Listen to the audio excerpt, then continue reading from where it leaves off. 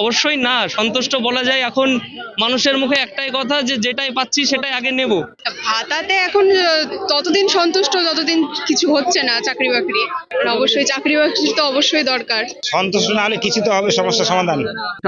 অফলাইনও আমাদের চলবে 26 তারিখ অবধি, 22 তারিখ বাদ আছে, আর 26 তারিখ অবধি চলবে। আর যদি আসতে পারবে না এই রকমের জন্যই এই অনলাইন সিস্টেম চালু করা আছে। কেউ কলেজ পড়ুয়া, কেউ সাধারণ গৃহিণী, কেউ আবার চাকরির চেষ্টায় ক্লান্ত।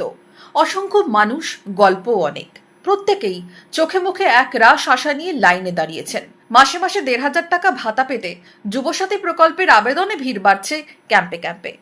১৫ তারিখ থেকে শুরু হওয়া এই প্রক্রিয়ার দ্বিতীয় দিনেও ভিড় হরিহরপাড়ার কিষাণ মান্ডি ময়দানে। যুবসাথী করার জন্য। যুবসাথী ১৫০০ টাকা নেওয়ার জন্য? হ্যাঁ দিচ্ছে তো, ওর জন্য এসি। কিন্তু আজকে দেখুন, একটা জিনিস ঘোষণা হওয়ার পরে আপনি দেখতে পাচ্ছেন আমার কিছু দেখা মানে বলার আর কিছু নেই, এই আর কি।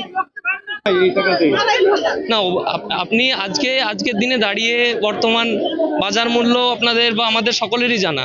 একটা কৃষকের ঘরে হালকা দুমুঠো খেতে গেলেও যে টাকা লাগে, 5 বছরে 90,000 টাকা হচ্ছে, 18,000 করে। এতে কি হবে? বা যে কোনো একটা, আবার বলেই দিচ্ছে যে কোনো একটা প্রকল্পের সুবিধাই মানুষ নিতে পারবে, একের অধিক ফর্ম দিচ্ছে না, তাহলে তো সমস্যাই। আবেদন গ্রহণের প্রথম দিনেই অফলাইনে সাড়া পেয়েছে রাজ্য সরকারের নতুন প্রকল্প যুবসাথী। আর রবিবার রাত 12টা থেকে আনুষ্ঠানিকভাবে শুরু হয়েছে যুবসাথী প্রকল্পের অনলাইন আবেদন প্রক্রিয়াও। অফলাইন এবং অনলাইনে আবেদন নিয়ে কতটা প্রস্তুত হরিহরপাড়া ব্লক প্রশাসন? কাল থেকে শুরু হয়েছে যুবসাথীতে, আমাদের ভালোই সারা পাচ্ছি আমরা। আর যারা এখানে আসলো, আর যদি কেউ আসতে পারছে না এরকম থাকলে ওদের জন্য অনলাইনে একটা চালু হয়েছে। অনলাইনে নিজে অনলাইন পোর্টালে থেকে ওরা আবেদন করতে পারবে। তার জন্য ওই অনলাইনের যে পোর্টালটা আছে সেটা apas.wb.gov.in বলে একটা পোর্টাল আছে। ওখানে যদি ওরা যায় তাহলে ওখানে একটা ইন্টারফেস খুলবে। ওই ইন্টারফেসে ওখানে ক্লিক টু অ্যাপ্লাই বলে একটা অপশন আসছে।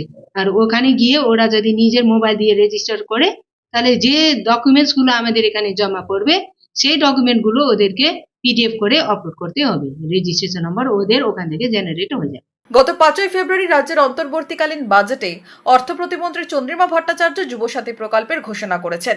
তখন জানানো হয়েছিল 15ই আগস্ট থেকে এই প্রকল্প চালু হবে। তবে 10ই ফেব্রুয়ারি মুখ্যমন্ত্রী ঘোষণা করেন প্রকল্পটি 1 এপ্রিল থেকেই কার্যকর হবে। 15ই ফেব্রুয়ারি থেকে শুরু হয়েছে আবেদন জানানোর প্রক্রিয়া, যা চলবে 26শে ফেব্রুয়ারি অবধি। সামনেই বিধানসভা ভোট।